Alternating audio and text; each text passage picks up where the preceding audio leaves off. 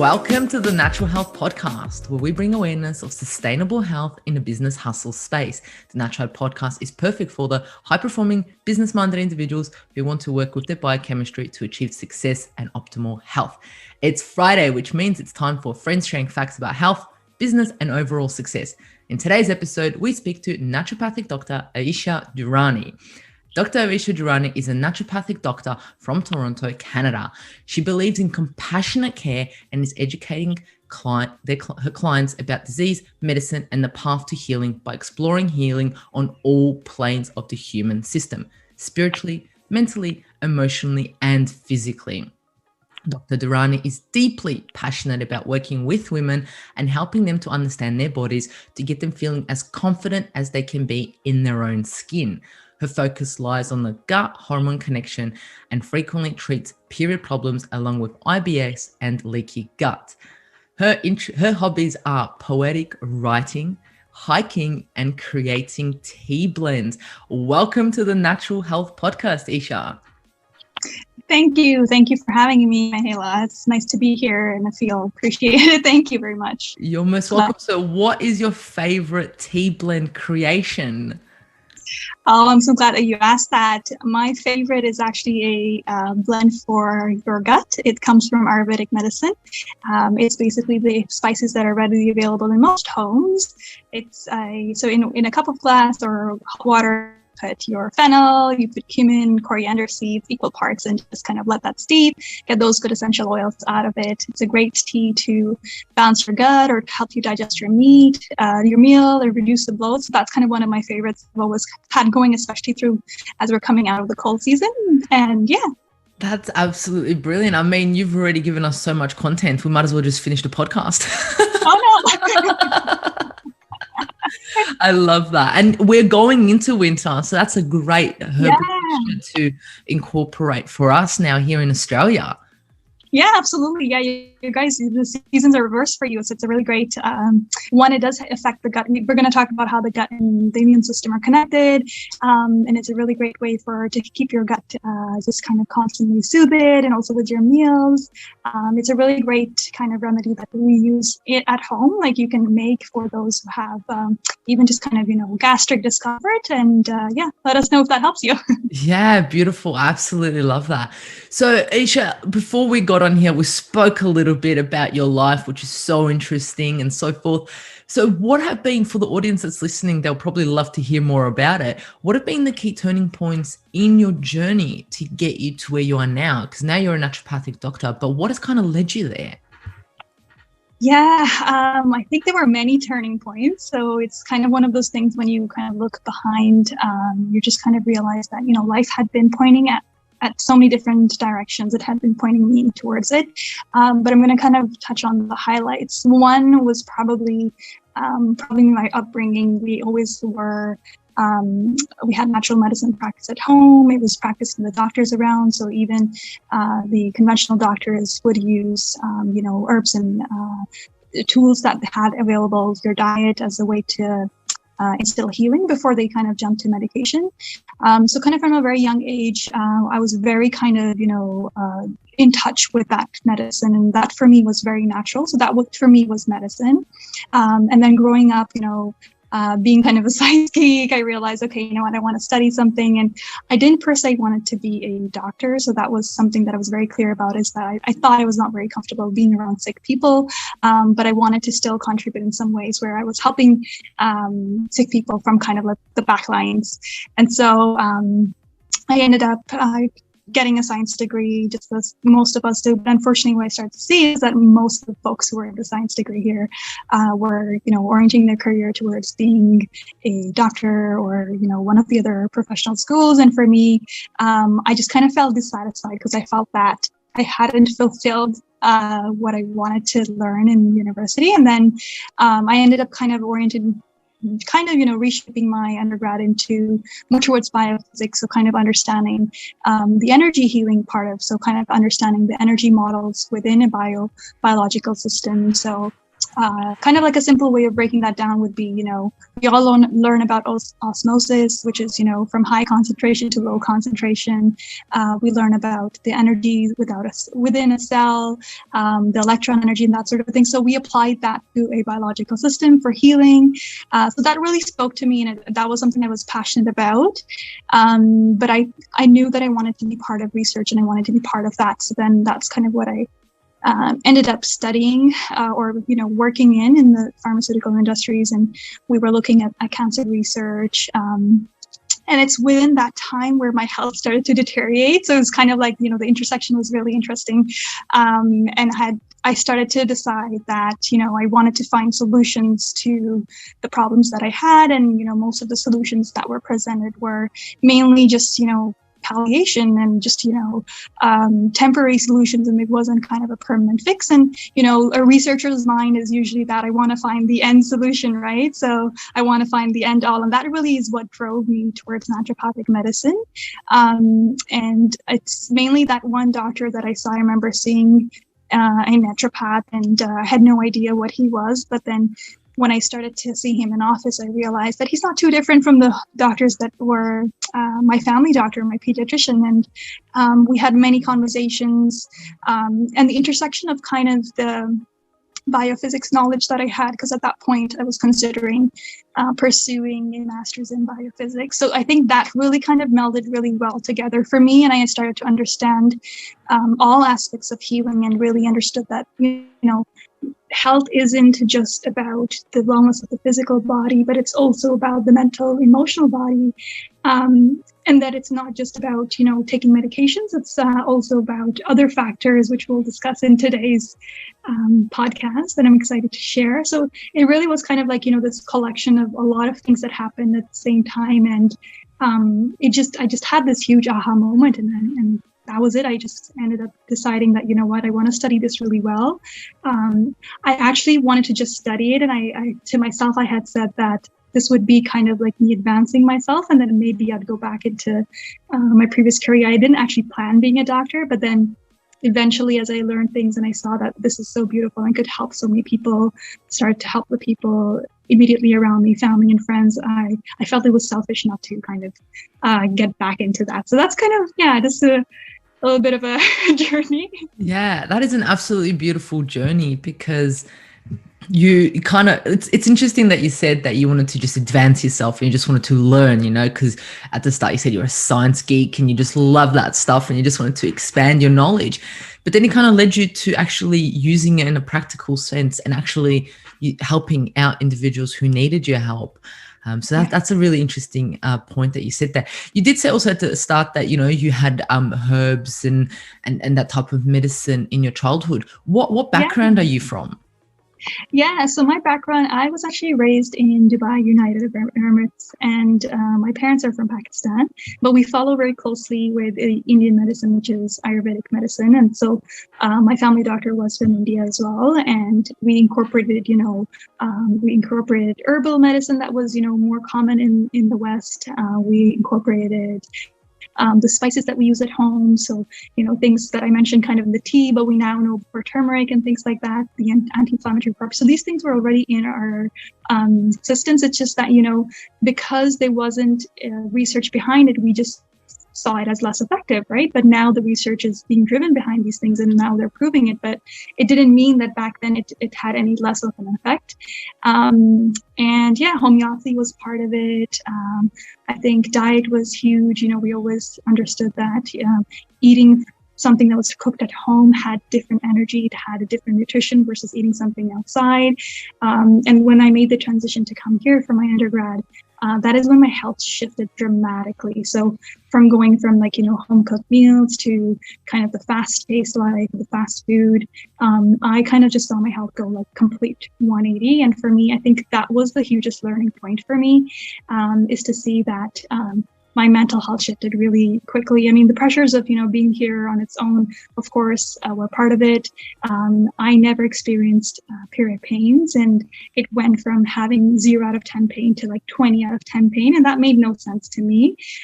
So I really started to then look at, from a perspective of, well, what shifted, what happened? happened, and never really had an understanding of what is stress and how that can impact the body.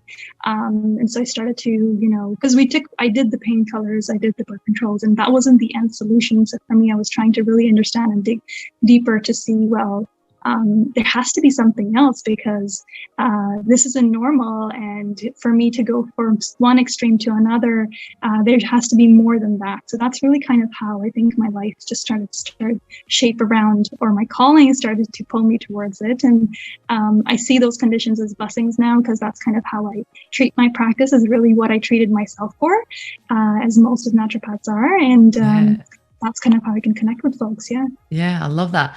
And I think the move from Dubai to Canada in itself was stressful. You may not think, and that's where the stress came out. It's like mental, emotional, physical, spiritual stress, because that's a huge move, and different food, different atmosphere, different air, everything. Yeah. And that causes all stress to our body. And we sometimes, push it away and go, oh, well, our body should just adapt, and we just think, oh, I should just do this thing.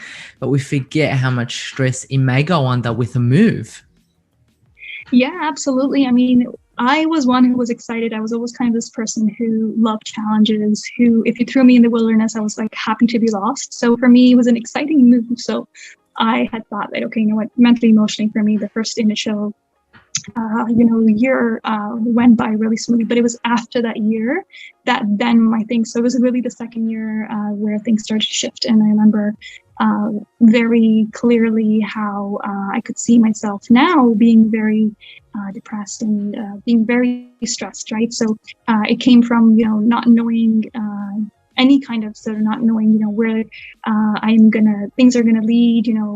Meals were prepared, so if you're dorming in university, all of you know that that's there. But the choices that we made were probably poor, because the education of eating healthier, because at that point independence had kicked in, and you can eat whatever you want, you can sleep was, the routine just goes out, and I became a night owl.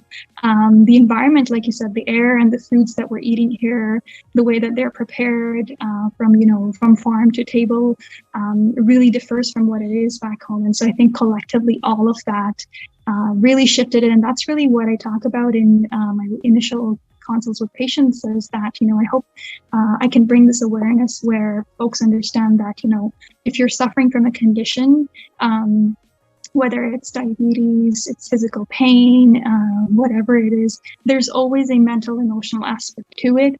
And even before that, there is a spiritual component to it. And so how many of us are actually in tune with those planes of healing, which is, do you know mentally, emotionally, when something has kind of, been triggered there?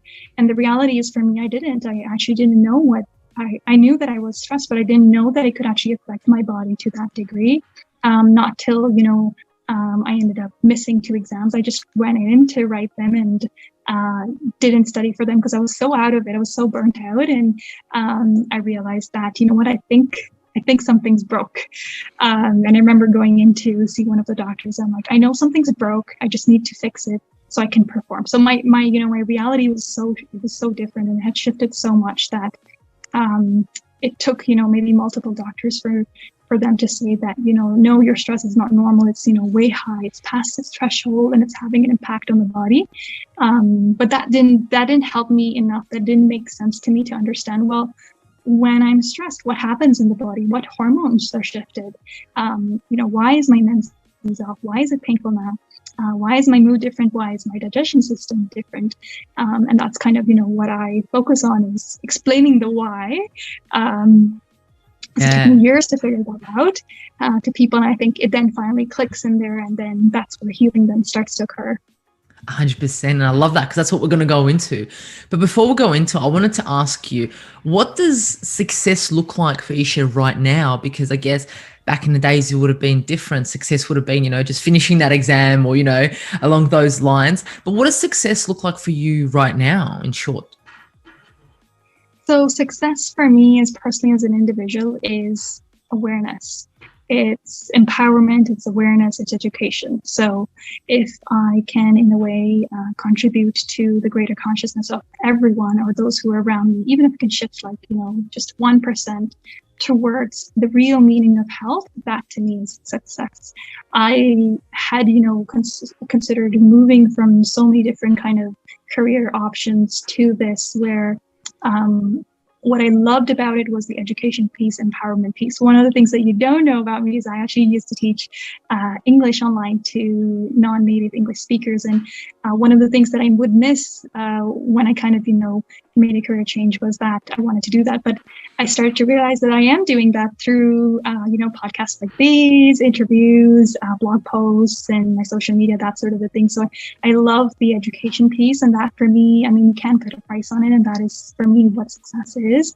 And really, like, if you have health, you have everything. And in the times that we are at, I think we all realize that it doesn't matter, what you're driving, and the superficial things that we all hear about, because I've seen that and I've transitioned out of that to see that what really matters is really that peace, that level of mental peace that you can have. I think that's golden. Like, that's treasure if anyone can attain that.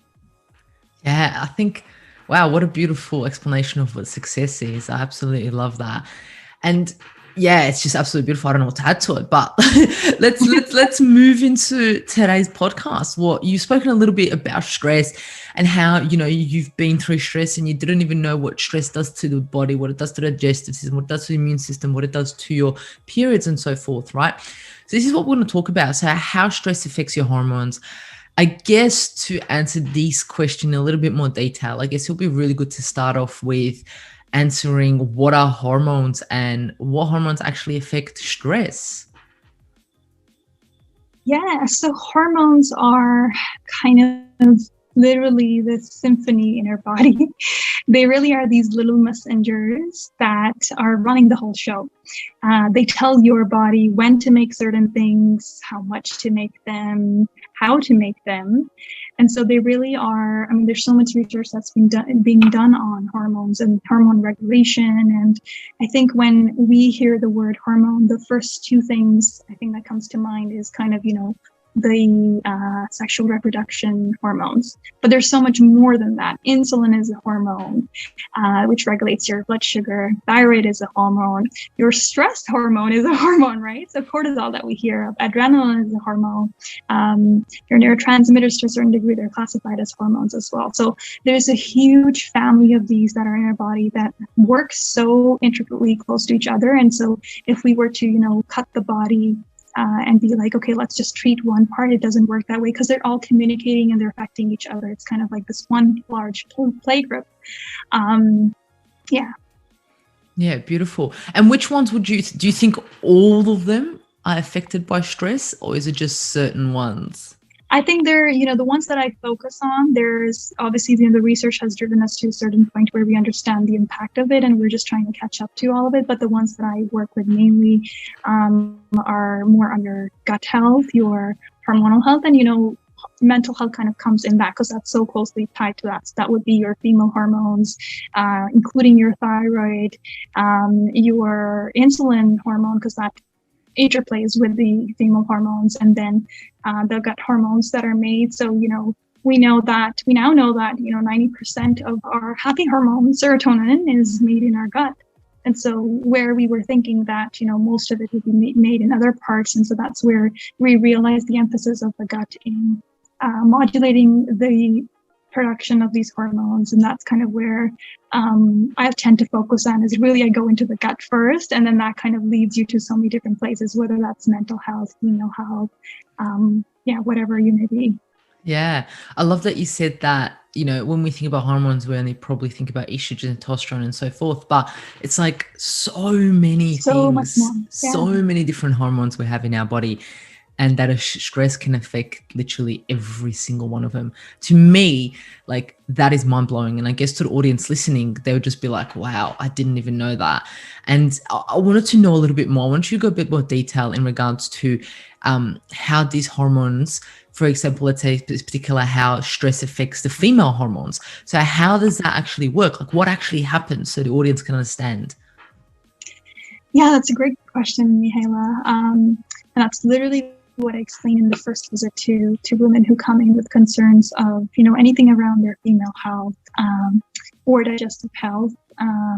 is that what does stress do to your body, right? Like that was the question that I was trying to answer for myself when I was being told that you are stressed out. What does that actually mean, like from a chemistry or physiological standpoint? So I'm going to use an example that I use quite frequently in visits with patients. It's that when you are stressed, we are kind of, if you charge your phone, you are 100% battery charged. And now when you have multiple apps open, you drain your battery faster. Your body is a smart machine, and that means that everything is very tightly regulated. So nothing happens without, your body regulating it or it dysregulating it. And so when you're stressed, your body's actually concerned with your survival. The message that it receives is that, okay, it's do or die. That is the only message. It's kind of like it's two switches. It's like, okay, either we do something about it or our species is going to extinguish. That's kind of how the blueprint of the body is.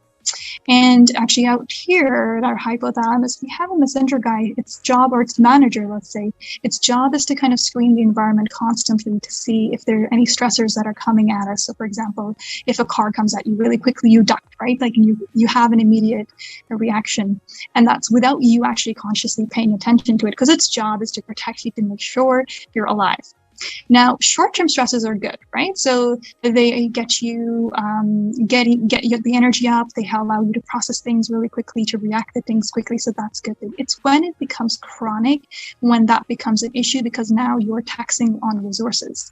Now that 100% battery, instead of focusing 100%, for example, let's say on that Zoom call, it has to take, let's say, it can only shunt maybe 10% towards that, and then it has to give the remaining to another part. So when we're stressed, our body's priority is to get you through that stress, whether that's a deadline, whether that is, someone's yelling at you, or whether it's a sickness, whatever form of stress it is, your body then uses all resources. So the poor thing is trying to help you to get you through that stress.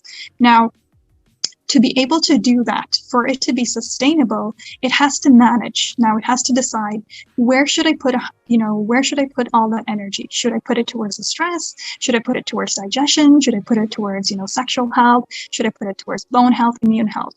For females, the first thing that we see when they're chronically stressed is the body then puts a pause on, period health. Making a baby is not priority.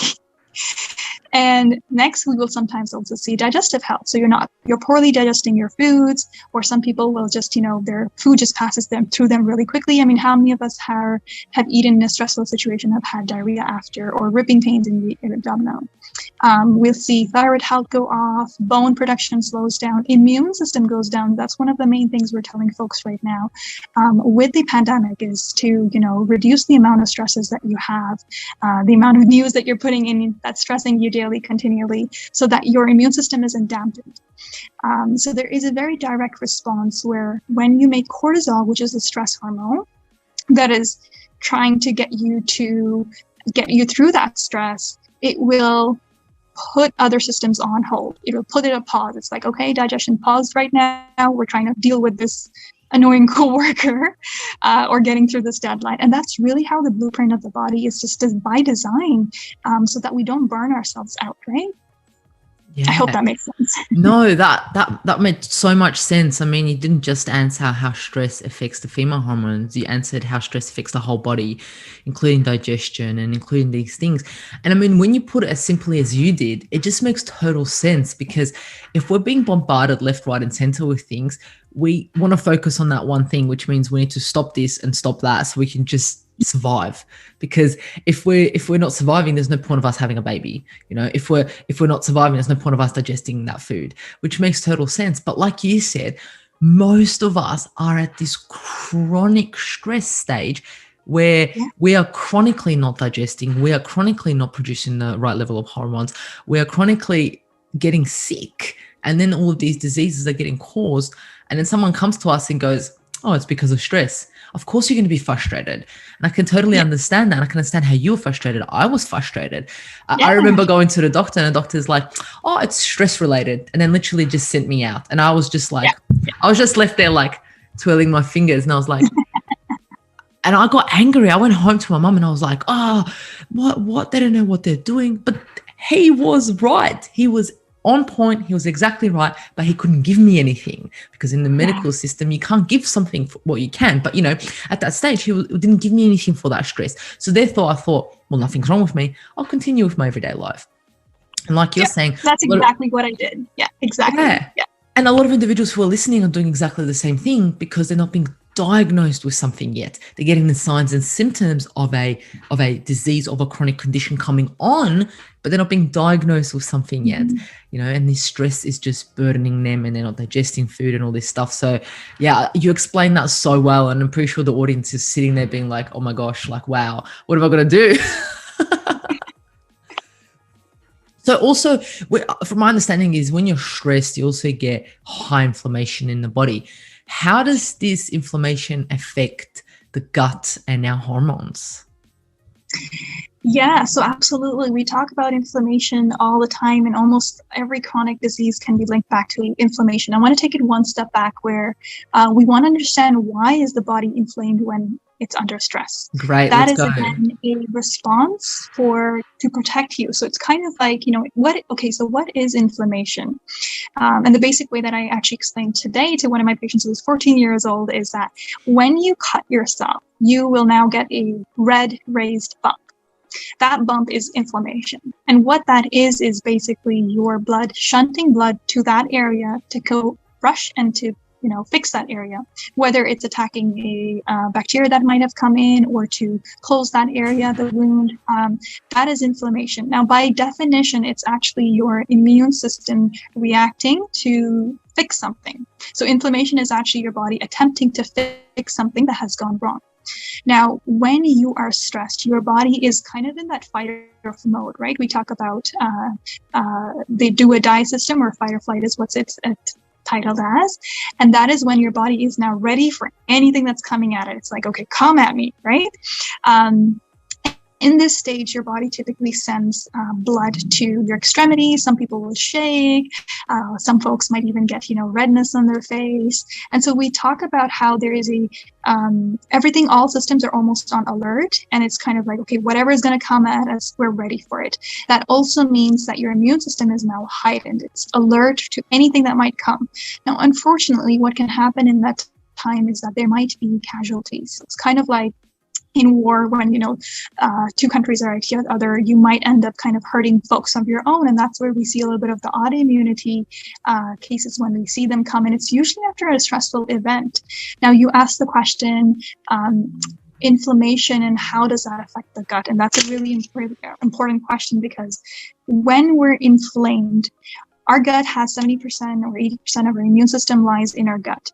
Our immune system is then, okay, you know, something's coming. We're all going to be high. Send all soldiers to the front line. We're all going to be on high alert. Now, when that happens, and let's say we were to eat foods that don't agree with us necessarily, and we haven't caught them yet, right? So we'll talk a little bit about food sensitivities and things like that in a bit.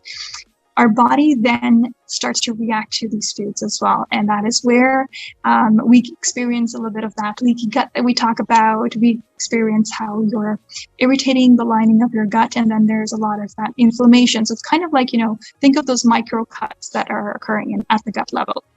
Now, even though that is a response that your body's trying to protect you, there's a little bit of that casualty where some of the foods that you want to digest really well isn't digested well. So we'll see things like, you know, fat malabsorption. People are not breaking down their proteins. They're experiencing bloating from eating these high contents of food that have high proteins within them. And that isn't a normal response, because our body is designed to break these in. We should be able to absorb these things, but we're not. When we don't absorb these nutrients, we then can't manufacture anything from them. And what do we use our proteins and fats to manufacture? Those are hormones. So one of the first things that we want to look at is, how are you absorbing your foods? And there are tests that can be run for this. I know that's a follow-up question, so I'll leave it for that bit, but I wanted to touch upon that point. One of the other things that we experience in our gut is that we have a huge population of bacteria in our gut. Well, we're actually more bacteria than we are our own cells. I actually was a microbiologist before being a naturopath, and it happened so that now my focus ends up being just all the microbes and bacteria. So it's a really interesting intersection. But we see now that there are certain bacteria that can give you health. And so we've titled those as the probiotics that we all hear about, right? And then they are the really bad bacteria that can give you your food poisoning, Giardia, your parasites and things like that. And then there are those who are in between, kind of like the undercover agents. And so those are kind of where, we can see symptoms and they can go unnoticed for some time, but they can also cause inflammation in the body. So not having an optimal amount of your good bacteria or too much of the opportunistic bacteria, those double agents can cause inflammation and can cause gut conditions. One of the really interesting one that we hear about from a hormonal standpoint is the estrobolome. And these are a group of bacteria that kind of dictate how much of a female hormone you're going to make, specifically estrogen, which we use in our first half of our menses cycle. And this is very important because when we have too much of it, that's when we start to experience, female health concerns. So gut is really where it all starts, a shift from, your stress response to, especially those who suffer IBS will notice that, okay, you know what, our gut takes a hit the first. And so there's a huge reaction, there's a huge mind-gut connection that's being researched right now. And in fact, we're saying that the gut is our second brain. And a lot of us can feel those nerves in our stomach, right? Like right before you're about to do something stressful, some of us feel it in our gut. So there really is something going on. There's something chemically happening in there. That was a really long-winded answer, but I hope that I touched upon some important points there. No, I love the part, and I wanted to point this out. And you were saying it's interesting because you know it and you're just like, yep, I know it, and you're putting it out. But I wanted to pinpoint the fact that you said that we need proteins, we need fats to actually make hormones. So this is what I want to point out to the audience. And that point that you just said, a lot of individuals are on a low protein, are on a low fat diet, or are actually not even absorbing these proteins or these fats. So therefore, they can't make hormones. Therefore, they're having all of these issues, these chronic issues. So that's a very interesting point that you mentioned there. And why aren't they able to absorb it? Because they're stressed, right? There's other issues too, but it's kind of like a flow-on effect. You're stressed, your malabsorption, so you can't create the hormones, and therefore you have your issue right there. And these are the little warning signs that we're here to try and get through to individuals, to have this like ringing bell and be like, are you having these little symptoms coming up because there may be an issue? So I absolutely love that you mentioned that. And yes, the little bugs in our little stomach, we have so many more than actually us. And sometimes I wonder, I'm like, are they running us? Are we just here for them to be alive? Yeah, I really think they are. I mean, the research is still kind of showing us, but to be honest, that's where it seems to be all going. Yeah, it's another aspect that it's just mind blowing. I'm like, oh my gosh, I'm just here for these things to be alive. But it's all in synergy. Yeah, it's all in synergy. We all are, aren't we? It's a crazy world. I love it. But I wanted to, you did point a little bit about intolerances and things like that. Are you able to touch upon just a little bit on that in regards to? Yeah, absolutely. Yeah. So we are very familiar with more of the food allergies. So everyone's kind of more familiar about, if you have a peanut allergy, we talk about them, or a pollen allergy, and that sort of a thing. So there are actually 4 different kinds of immune reactions that you can have to certain substances, foods, medicines, that sort of a things. And that's a type 1 allergy. So it's mediated by a very specific kind of antibody, which is IgE. And that's usually a fast response. So that is, your body just absolutely doesn't like it, wants to get it out. That's where you experience an anaphylactic reaction, trouble breathing, an immediate rash, swollen tongue, that sort of a thing. So that's kind of, it's kind of cut and clear for you to pick that out. You'll have runny nose, that sort of thing. Now, the next kind of, step down from that is a food sensitivity. It's almost not an allergy, but it mimics an allergy in the long term. And what it is that the symptoms are a little bit more benign, so they go kind of unnoticed for a long time till they accumulate, and then there's a collective effect. And so in terms of figuring those out, for a food allergy, it's usually a skin prick test or a blood test. For a food sensitivity test, it's a blood test generally run by a naturopath and sometimes by an allopathic doctor.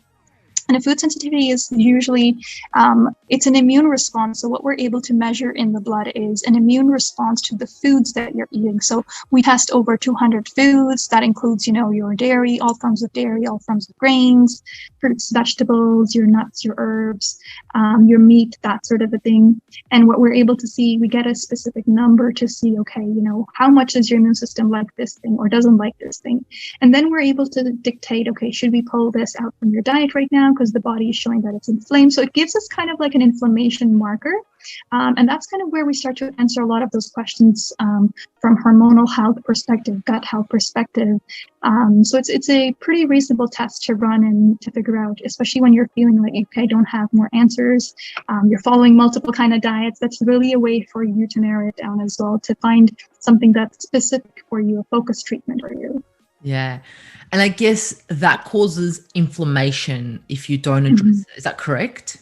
Yeah, absolutely. So when we talked about those foods that come into your gut that your body doesn't like, if you're eating those foods, for example, gluten and dairy seem to be one of the most common ones, then your body takes it as if it were something that's not safe. And so it starts to then attack it. And that's where, your immune system is heightened. It causes inflammation.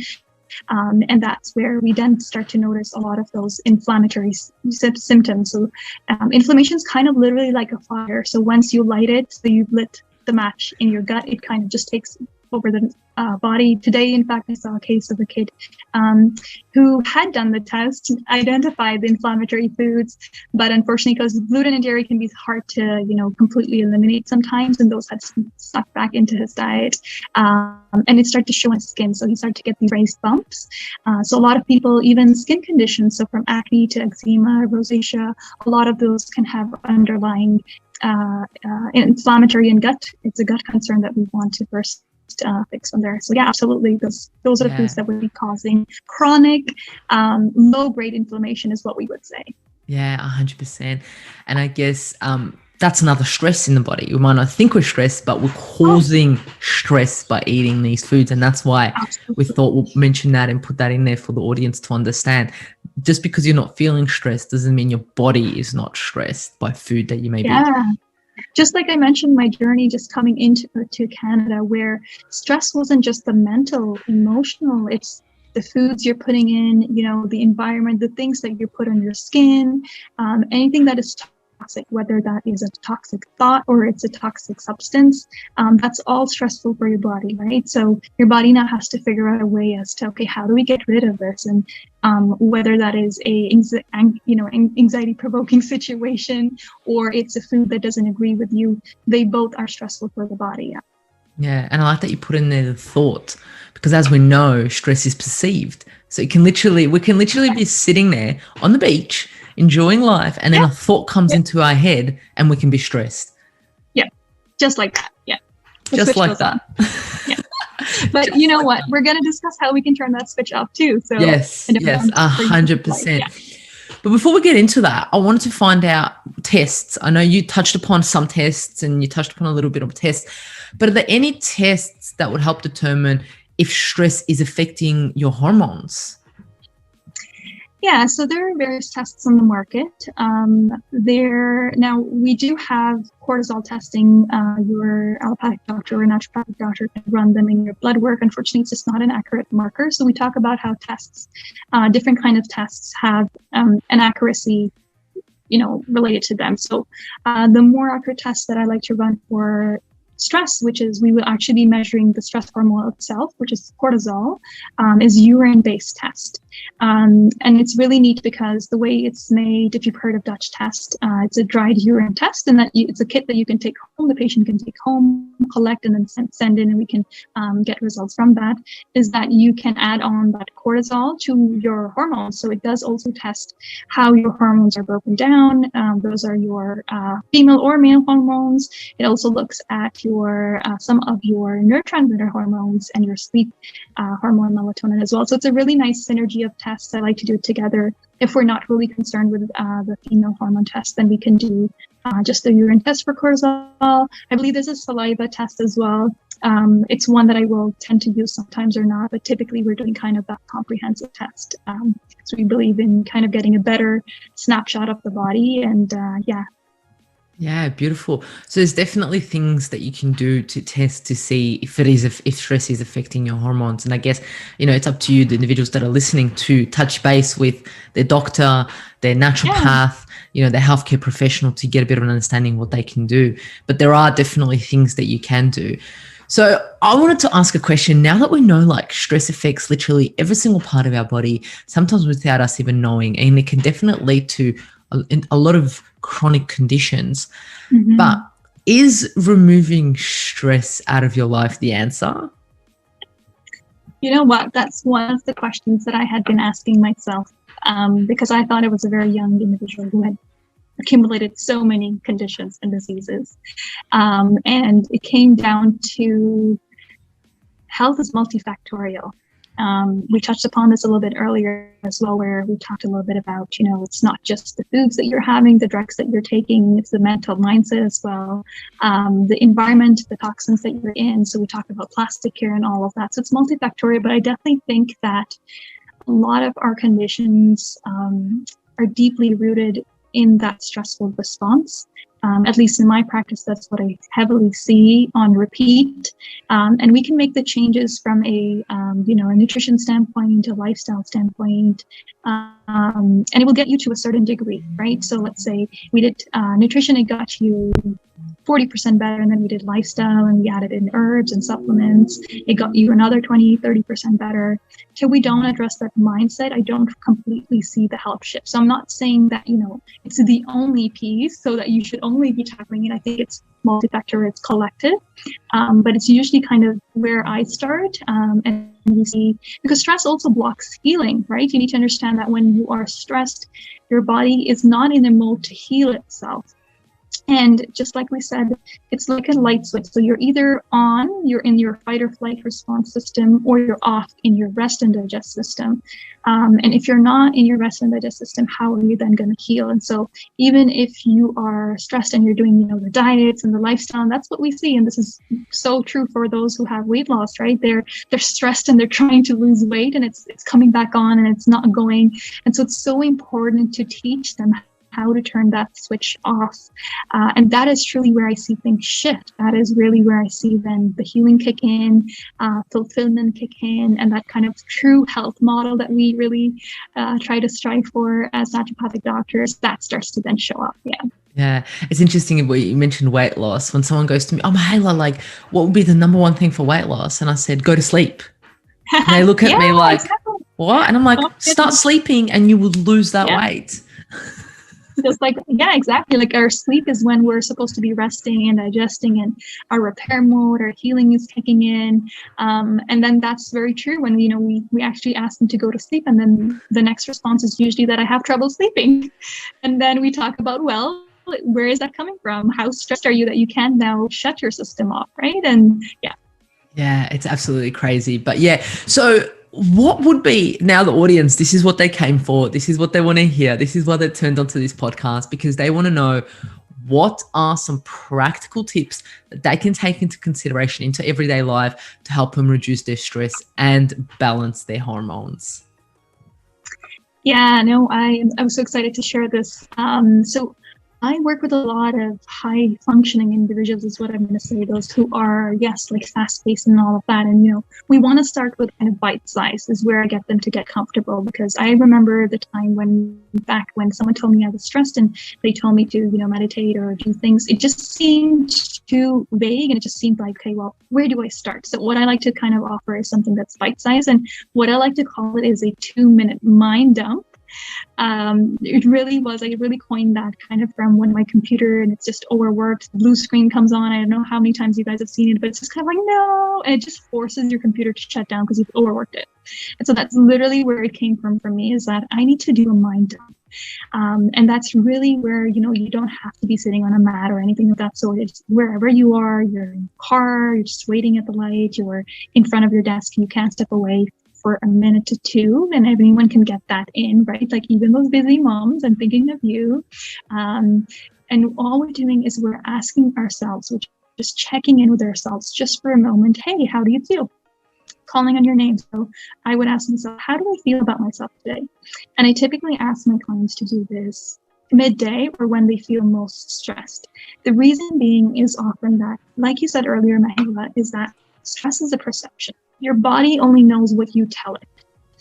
Or until you tell it, right? So for example, if that coworker you're not getting along with is causing you stress, it's also the thoughts that you start to associate with that cause even more stress, right? We're picking up on that, and then we're reading more, and then that's kind of how it spirals. There's a downward spiral. What we want to do is kind of release a little bit of that pressure from our mind before it picks up even more and more and more. And if you do that on a daily basis with consistency, you start to notice kind of that chaos starts to subside and starts to ground itself. And so I teach this to, from 9-year-olds all the way to those who are older. And all you're asking is yourself, hey, how do you feel right now? When we're able to kind of connect with ourselves, when we're able to kind of pinpoint a feeling or an emotion, is usually what I ask them. I'm like, can you tell me how you feel? Or say, I feel anxious, I feel overworked, or where our emotional vocabulary is lacking for sure. I feel angry. We're then able to dissipate all the energy that's around it, right? Think about it. When you become angry, you collect so much energy, and it just kind of, makes you feel just like you're going to explode. When you're sad, there's kind of this slow energy that feels heavy in you. And so when we connect with that energy, we're able to understand its message, right? And then it allows that energy to kind of dissipate. And I feel like a lot of these stresses are not big things that happen. They're not big events that happen in your life. They're usually those daily collective small stresses. For example, constant messaging, instant messaging on our phone just through the day. Back in the day, think about it. When someone had to reach you, they would either have to call you on the phone or come knock on your door. If you think of that right now, and the amount of messages that you receive from emails, from social media to instant messaging, it's almost like 100,000 knocks on a constantly in a day when you're trying to just get through your day, just get through work. So that is also stressful for your body. Certain situations that or the way we perceive stress, again, we want to check in with those beliefs. We want to check in with those thoughts. So 2 minutes of just checking in with yourself really can do a lot. If you want to do more, I think yoga is a really great way to connect your body. And I'm not saying going into, if you can do breath work, that's amazing. I think connecting with one thing that's stable is amazing. But even we talk about how stress can sit in different places in yourself, right? The first thing that most of us feel stress in is our shoulders and our neck, right? So now think about where different places or different muscles where we feel stress can sit. So just even doing some of the poses, pick one pose, warrior or whatever you're comfortable with, and just do that, but be very present with it. So that's the only criteria, is be very present, focus on that. And that's kind of where I find that people tend to love it after. Initially it's a little bit of that, because we're so fast paced, we can't slow our system down. We can't turn that bitch off. So what I'm really trying to teach you is to go into that off mode. And then you can pick up whatever exercise kind of works for you. Yeah, I love that. I think the brain dump is so interesting, but it also so challenging for individuals, because they're going to sit back and they're going to be like, how am I? Oh my gosh. Like for some people, I can imagine it's kind of go into a thought spiral. Yeah. Yeah. Or when was the last time someone actually asked me how I am? Like we always talk to people, we go, oh, how are you? But oh yeah, good. But no one really actually, for 2 minutes, if you had to talk for 2 minutes, how you actually are, that's confronting for a lot of people, wouldn't it? It's just like, wow. But I think there's so much healing to happen in those 2 minutes. And like you said, stress builds on and on and on. And if we can do that in the 2 minutes, like every day, we'll just kind of reduce it. We keep reducing it every day. I think that's beautiful. That's absolutely amazing. That little 2 minute brain dump. I can just imagine how much healing can occur then. And then also the yoga, of course. Yoga has been proven in research over and over again to assist with, anxiety, to assist with stress, to calm our cortisol, to calm our system. So I think that's an absolutely amazing technique to use right there. Is there anything else that you would kind of let the guests, let the audience know in regards to a few final words in regards to stress that might be, that you might want to chuck in here? Yeah, actually, I think one of the things that comes to light usually for me in my practice is that it's a post that I did in my social media as well pretty recently is about this term that hurry sickness. That is, we're often just chasing the next thing or creating deadlines for ourselves that don't necessarily exist or that are placed on ourselves, right? It's okay, the next best thing, and I want to get this task done by the end of the day, that sort of thing. So a lot of our stressors actually feel after they've achieved that, so past that deadline, how do they feel at that moment in that emotion? And then to weigh the emotion that they're currently feeling and which one weighs, which one tips the scale more. And so according to that, then they're able to kind of, sit back and be like, okay, you know what? I don't feel that great when I finally achieved it, because I realized that the emotion that I'm currently feeling or leading up to that is even more greater and greater and more, it's taxing on me. And that's when, you gain a little bit of that perspective. And then you're like, okay, you know what? let me do something that's a bit more manageable. Let something off my plate, because I'm just accumulating so much on that plate. So I find that a lot of the stressors are usually the day-to-day stress, which is, get this done on time or get X amount of things done. And I say this for, both males and females, because, it comes from that, it's a certain personality that we're kind of constantly achieving. But is it okay to not? I mean, are you okay with just being and not attaining something? Are you okay with that part of yourself? And I think I just want to leave that bit there, because you are perfect just the way you are, without doing anything. We say, just like a baby is, they're not really doing anything. They're perfect the way they are, and they're still contributing in that way. So we want to check in with that part of ourselves to see, are we okay with not constantly chasing after the next thing? I love that. Are you okay with just being? Like, that question in itself, like, that is so powerful. Are you okay just being? Because we're so, individuals that are listening to, they're so, driven, they're so moving, always achieving action. So that's a powerful thought. Are you okay just being? Yeah, I love that. Absolutely love that. So on that note, as this is the Natural Hub podcast, I ask all my guests, what is your best kept natural health hack, Aisha? Sorry, that part, I didn't catch that last part. What is the best? What is your best kept natural health hack that you may do every day? And it's a little bit of a secret of yours, but you're going to share it with us here today. And it's something that's helping you achieve your health at an optimal level. I think for me, because it can, just what I shared about kind of that hurry sickness, that was in me from a very long, I think very deeply rooted in me, just because I was a person who was very conscious of time. Being on time was very important for me. So it's not much of a secret. I think it's pretty out there, but I need to remain organized and have routine. I think when we let go of routines, as most of us had to kind of with COVID and then reshape them to create a new routine, we let go kind of that stability. So for me, it's very important in my life to have stability, whether that's a health routine, whether it's a spiritual routine, whether it's a mental emotion kind of routine, right? So that is in the morning, the certain tasks that I will do is I will make sure that I wake up for me.